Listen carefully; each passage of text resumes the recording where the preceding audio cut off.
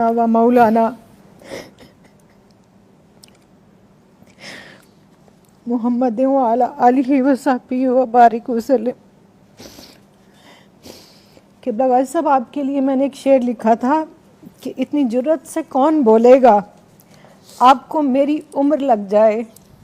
آج میں اس شعر میں ترمیم کے ساتھ آپ کو دعا دیتی ہوں کہ اتنی جرت سے کون بولے گا آپ کو عمر خضر مل جائے۔ ہم گھروں میں بیٹھ کے خواتین تماشا دیکھ رہی ہیں کہ الرجال قوامون علی النساء کہنے والے 57 اسلامی ممالک کے حکمران کس نیند میں سو رہے ہیں، وہ کس بے حسی کا شکار ہیں۔ تو آپ نے جس جرت، غیرت دینی اور احساس امت کا مظاہرہ کیا، شکر الحمدللہ کوئی تو بولا، کسی نے تو اس ظلم کے خلاف آواز اٹھائی، ورنہ کل تک مجھے یوں لگتا تھا کہ میں سیدنا امام زین العابدین علیہ السلام کے ساتھ کوفہ میں کھڑی ہوں، جنہوں نے فرمایا تھا کہ مجھے یزیدیوں کی یزیدیت نے اتنی تکلیف نہیں پہنچائی جتنی کوفہ والوں کی خاموشی نے۔ اور جان لو کہ جب بھی کبھی کہیں ظلم ہو اور امت اس کے اوپر خاموش ہو تو وہ لوگ کوفی ہیں، وہ جگہ کوفہ ہے اور وہ رویہ کوفیانہ ہے۔ تو مجھے تو سمجھ نہیں آ رہی کہ سسکیاں کس زبان میں لکھوں۔ آج الفاظ آپ دیدہ ہیں، اور جو آپ کا حال ہے نا، روز آج 11 دن ہو گئے ہیں، ہم مائیں جب اپنے بچوں کو روٹی دیتی ہیں نا تو ہمارے بچوں نے انکار کر دیا کہ ہم ایک وقت روٹی دے دیا کریں۔ ہم سے نہیں دیکھا جاتا غزہ کے اندر اپنے معصوم بہن بھائیوں کا اس طرح سے گاجر مولی کی طرح کٹنا، گویا ان کو تو انسان بھی نہیں سمجھا جا رہا۔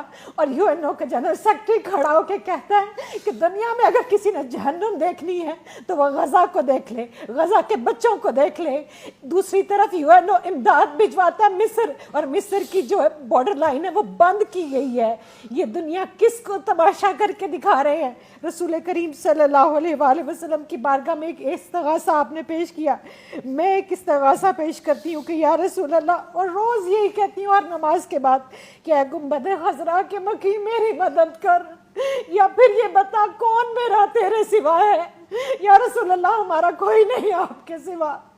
ہم اس دنیا میں تمام مردوں نے چوڑیاں پہن لی، غیرتیں اپنی بیچ چکے، اور آپ دیکھیے پاکستان کے اندر جس بے حسی کی آپ بات کر رہے ہیں، امراء سے لے کے عوام تک ان کی پروڈکٹس کو بھی اسی طرح خرید رہے ہیں، اور کوئی آواز بلند نہیں ہو رہی، کوئی بول نہیں رہا۔ اور قرآن کیا کہتا ہے؟ سورہ نساء کی آیت پیش کرنا چاہوں گی۔ اللہ رب الکریم ارشاد فرماتا ہے وَمَا لَكُمْ لَا تُقَاتِلُونَ فِي سَبِيلِ اللَّهِ وَالْمُسْتَضْعَفِينَ مِنَ الرِّجَالِ وَالنِّسَاءِ وَالْوِلْدَانِ الَّذِينَ يَقُولُونَ۔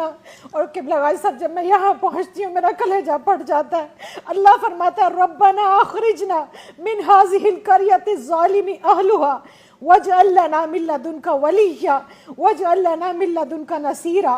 اور اللہ جھنجھوڑ کے پوچھتا ہے کہ اور تمہیں کیا ہو گیا ہے کہ تم اللہ کی راہ میں لڑتے نہیں؟ کمزور مردوں اور عورتوں اور بچوں کے لیے جو یہ دعا کر رہے ہیں کہ اے ہمارے رب، ہمیں اس بستی سے نکال جس کے لوگ ظالم ہیں، اور ہمیں اپنے پاس سے کوئی حمایتی دے دے، اور ہمیں اپنے پاس سے کوئی مددگار دے دے۔ اور سورہ توبہ کی آیت نمبر 14 میں اللہ تعالیٰ ارشاد فرماتا ہے کہ پھر تنبیہاً، کہ پھر تم انتظار کرو اس وقت کا کہ جب اللہ عذاب بھیجے۔ اگر تم اپنا مال پیارا ہے، آرام پیارا ہے، اپنی اولاد، اپنی بیوی بچے، اپنے گھوڑے، اپنے کاروبار، اپنی زندگیاں، اور ہم اسی جمود کا شکار ہیں، ہم اسی بے حسی کا شکار ہیں۔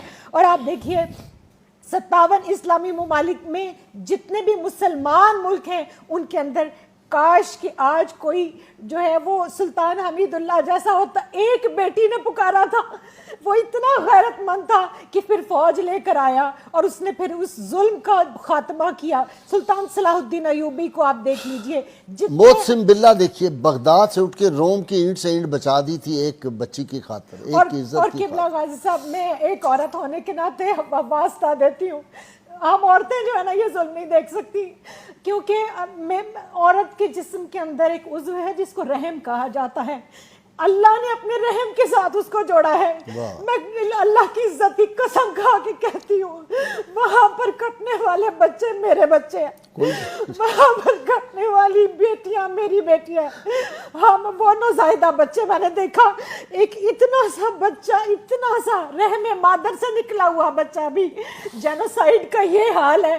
اسلام کشی نہیں, مسلمانوں کی نسل کشی کی جا رہی ہے, اور ہم چپ کر کے کئی سال سے یہ تماشا کشمیر میں بھی دیکھ رہے ہیں, فلسطین میں بھی دیکھ رہے ہیں, برما میں بھی دیکھ رہے ہیں, انڈیا میں بھی دیکھ رہے ہیں, اور ہم نے کئی سال تک افغانستان میں بھی دیکھا. لیکن جب افغانیوں پر یہ وقت آیا تو پاکستان نے اپنا بارڈر کھولا.